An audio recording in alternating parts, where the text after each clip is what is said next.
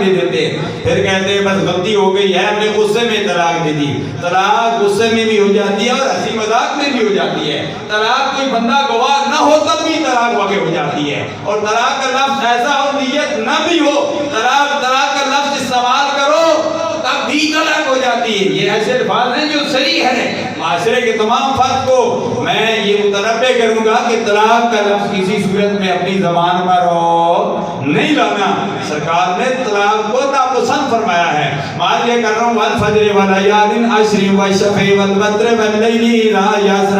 اللہ فرماتے ہیں مجھے فجر کی قسم، فرمایا فرمایا والفجر والیال عشر، مجھے 10 راتوں کی قسم۔ اللہ علماء کرام فرماتے ہیں وہ 10 راتیں کون سی ہیں؟ بعض علماء فرماتے ہیں 10 راتیں محرم والحرام کی ہیں، بعض علماء فرماتے ہیں 10 راتیں رمضان شریف کے آخری عشرے کی 10 راتیں ہیں، لیکن اکثر علماء فرماتے ہیں 10 راتیں ذوالحج شریف کی یکم سے لے کر 10 تک، یہ ذوالحج شریف کی 10 راتیں ہیں۔ حالانکہ حج شریف کے تو 5 دن ہیں، 9 سے لے کر 13 تک، اور یہ دن جو ہے بڑے اہم ہوتے ہیں، بڑے سخت ہوتے ہیں، رات دن بڑی محنت ہوتی ہے، وہاں سونا نہیں پڑتا، سفر در سفر۔